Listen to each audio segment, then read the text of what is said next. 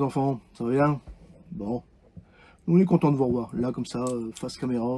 Là, on va faire un bilan d'Arthur. Depuis avril 2021, on a vendu la maison. Et on avait acheté Arthur le 7 octobre 2020, exactement, tu vois. Et on a parcouru plus ou moins 20 000 km. Donc on va faire un petit bilan depuis ce temps-là. On a eu quelques petits pépins. Mais avant ça, on avait fait quelques frais en prévention. Donc des frais mécaniques et des frais d'aménagement. On va essayer de diviser ça plus ou moins en 2-3 parties. On verra bien comment ça se passe au fur et à mesure de la vidéo. Et si le temps se calme, c'est pas gagné pour l'instant. On te prendra toi là-bas pour aller voir ce qui se passe dehors. Parce que certains d'entre vous m'ont demandé de toute manière de faire voir un petit peu plus cette fameuse plaque, ouais, la plaque chauffante. Voilà, donc concernant cette résistance de cuve grise, vous me l'avez demandé, donc j'ai été chercher. Attends, je réveille le PC parce qu'il est suisse. Hop. Donc je l'ai retrouvé, enfin on l'a retrouvé, parce que je te cache pas que le PC, c'est pas Toon, c'est pas moi, il n'y a pas photo là-dessus. Donc, cette résistance, elle vient de H2R équipement. H2R équipement. Ça s'appelle une plaque chauffante antigel 12 volts. Elle s'appelle Lili. L-I-E. Et l'article, la référence de l'article, c'est 11 24 52. Nous, on a payé ça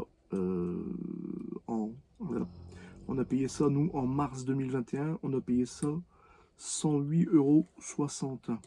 J'ai vérifié tout à l'heure, là, je reviens sur leur site, parce que la font encore, payen. Elle a augmenté, comme tout a augmenté, donc elle aussi elle a augmenté. Elle fait 102,65 € exactement pour la plaque. Voilà. Après, bon, ils te disent que comme il n'y a pas de thermostat, il vaut mieux mettre soit un thermostat toi-même, ou alors un interrupteur comme moi j'ai fait. On reviendra sur ce montage incessamment sous peu là. Je vois que le temps se calme. On va prendre une autre caméra pour aller voir ce qui se passe en dessous.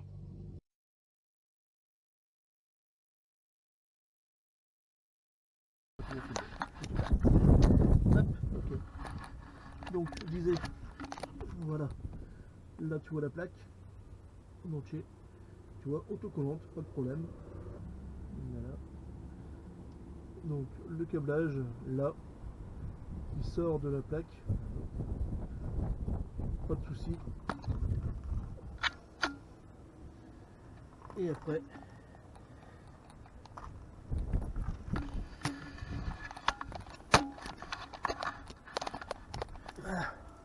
et après c'est à toi de faire le montage correct quoi en fait. Et là, ici, tu vois il est marqué on off. Et quand je baisse comme ça, tu vois, là, il y a un petit interrupteur. C'est le petit interrupteur qui me permet de mettre en route la résistance pour la cuve des eaux grises. Donc, rien de compliqué, hein, comme tu l'as vu. Ça sort de la résistance. Il y a deux fils. À toi de les rallonger. Tu viens prendre un négatif, un positif, qui est ici. Le positif, tu le fais rentrer dans l'interrupteur. Il ressort dans l'interrupteur, ici, et hop, dans un câblage bien propre, bien fait. Tu vois, regarde, tout est rangé. Bon, on va éviter de foutre le feu, donc tu nous fais du bon boulot sur l'installation.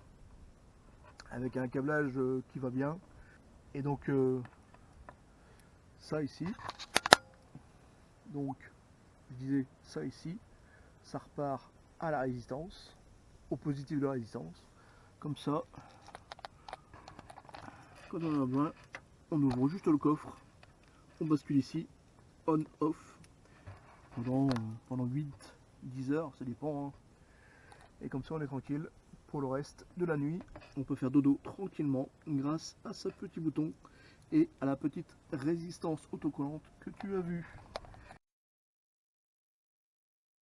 Donc, pour en revenir à ça, les premiers frais qu'on a fait, bon, j'avais l'historique complet d'Arthur en mécanique, mais historique qui datait un petit peu quand même. On a repris donc par une distribution complète qui a été faite directement dans un concessionnaire camping-car, mais bon, pour Fiat. Comme ça on était tranquille. Et il s'est avéré que pendant la distribution, on m'a appelé en me disant Monsieur, votre support de filtre à gasoil est cassé. Qu'est-ce qu'on fait? Vous l'avez en stock? Oui. Ah bah alors, on le change. Mais c'est gentil de m'appeler. Merci. Côté des imprévus, c'est toujours plus cher. Donc voilà. À la suite de ça, au niveau mécanique, on a lâché un petit peu l'affaire pour l'instant. Et par contre, on a fait des aménagements au niveau du solaire, que tu as vu. Moi, j'ai poussé un petit peu plus le système. Et j'ai fait également l'aménagement des soutes. Ça tout seul comme un grand. On verra. Si ça t'intéresse, tu le dis. On fera une vidéo là-dessus. Un petit peu plus précisément, il n'y a pas de souci. Donc, on a mis un kit solaire. Dans ce kit solaire, il y a forcément un panneau solaire, hein, c'est la base. Une batterie lithium en 150 ampères. Et tout ce qui va avec, hein, chargeur, MPPT, et toutes les clics, convertisseur, voilà. Donc là, on est dans le coffre technique d'Arthur. Donc tu peux voir ici la fameuse batterie 150 ampères en lithium. En haut, on voit le transformateur, voilà, convertisseur transformateur, qui nous permet d'avoir donc du 220 volts dans Arthur. Là, le convertisseur solaire. Donc c'est là que les trois panneaux arrivent.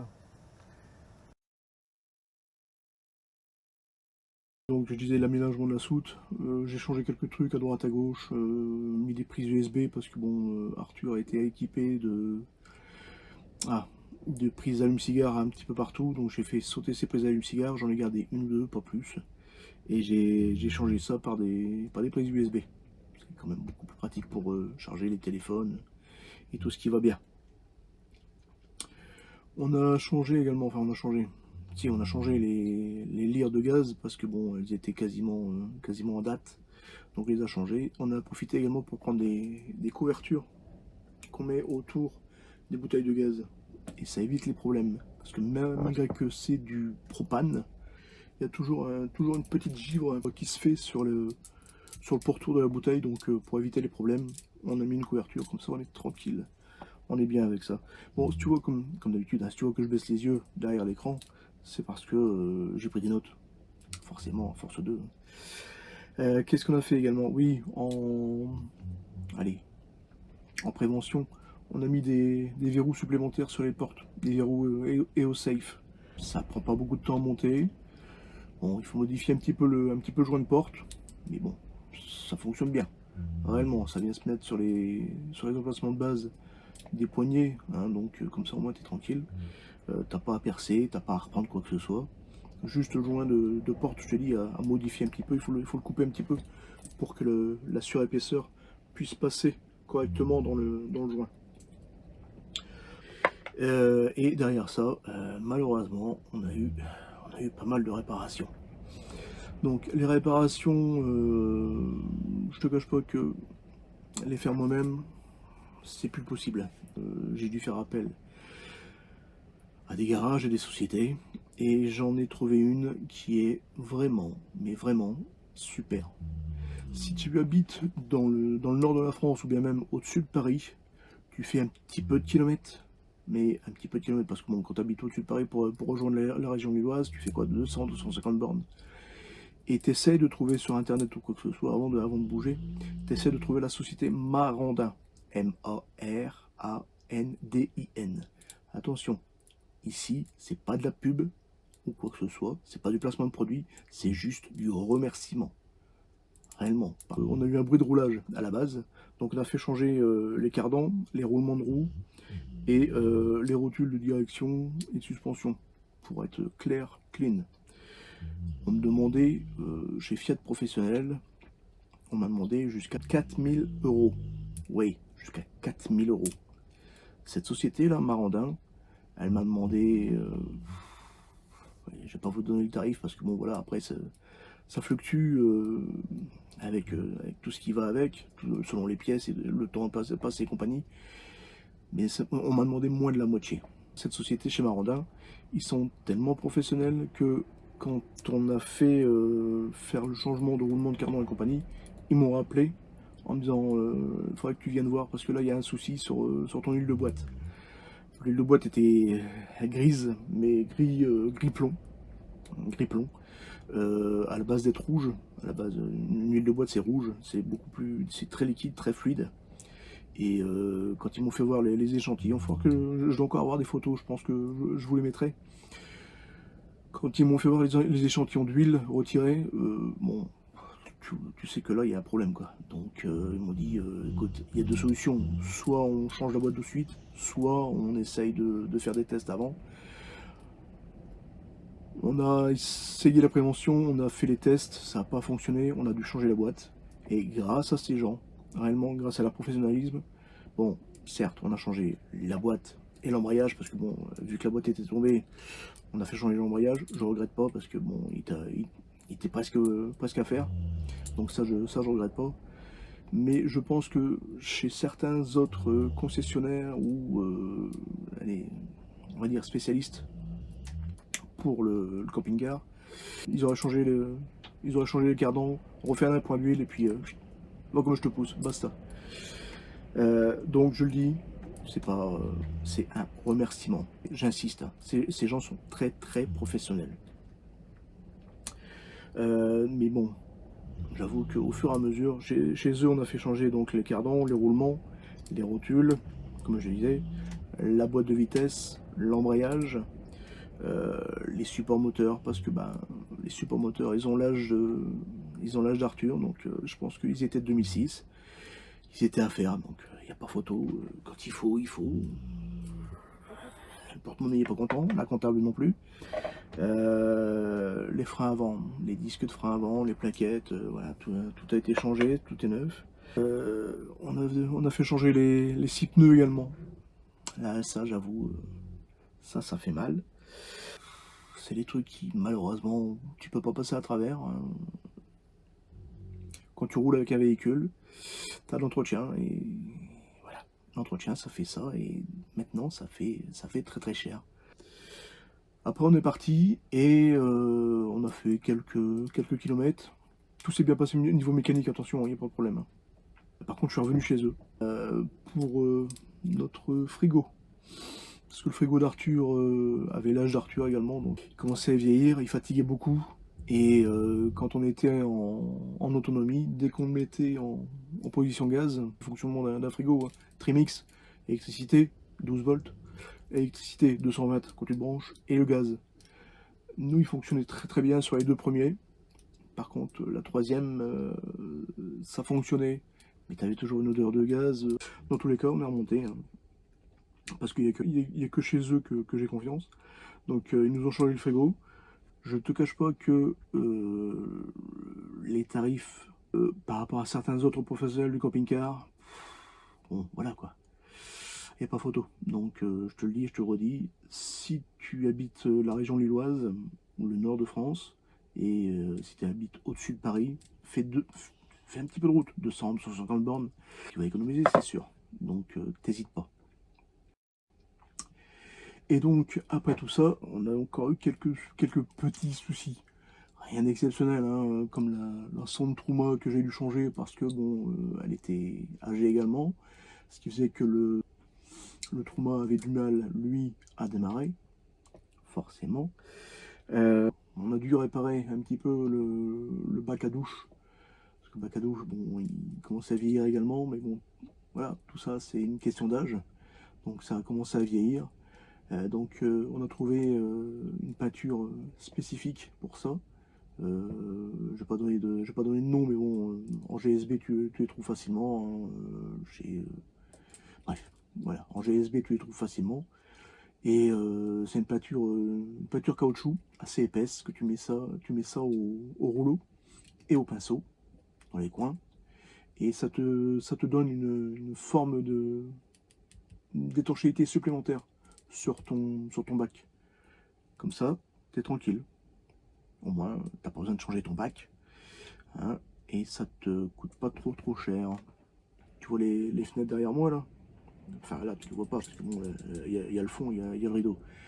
Mais elles font, si je dis pas de bêtises, elles doivent faire quasiment 1,30 m de long, je crois, sur 60 ou 70 de haut.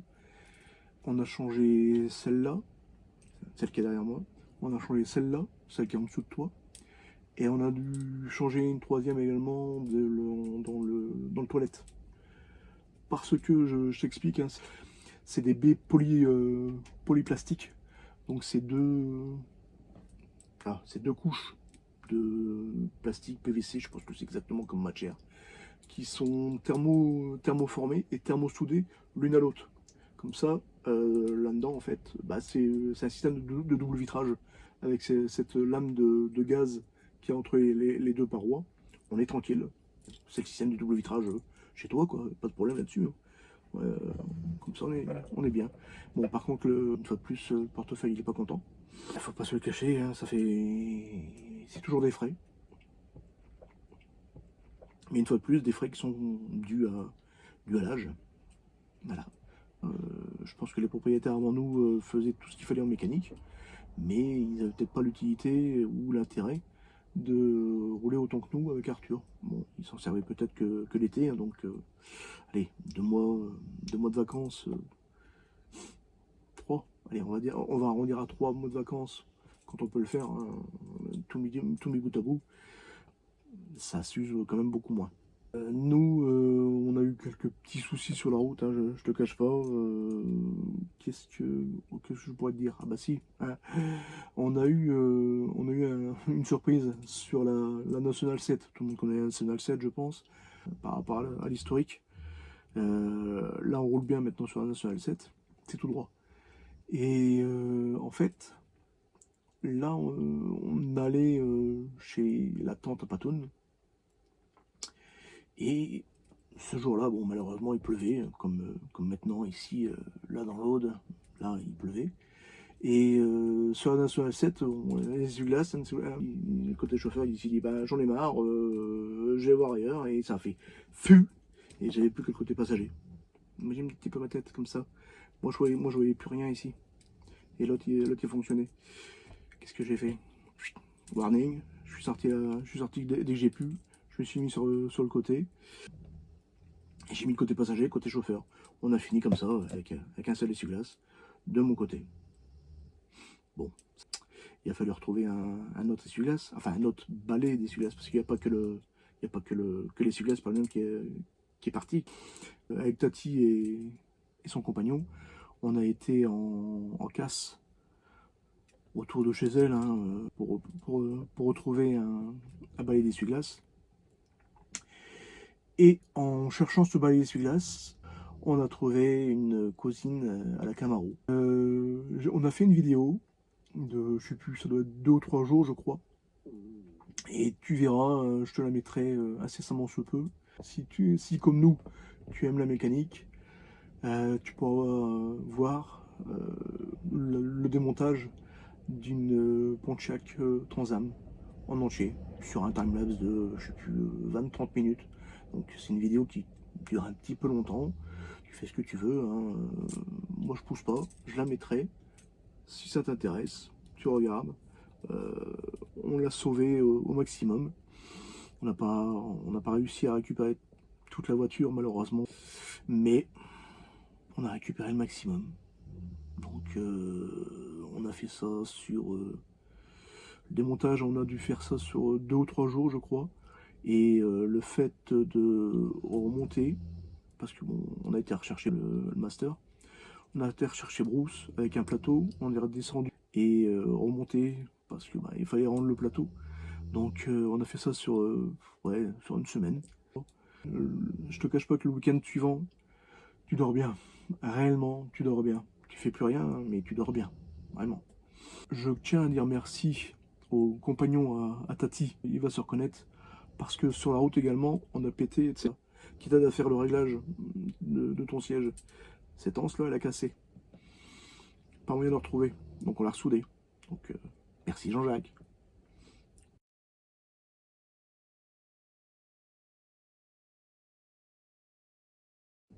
On a rencontré Franz. Oui, il nous a donné ça. Si vous avez eu l'occasion de rencontrer Franz, n'hésitez pas. Réellement, c'est un gars en or.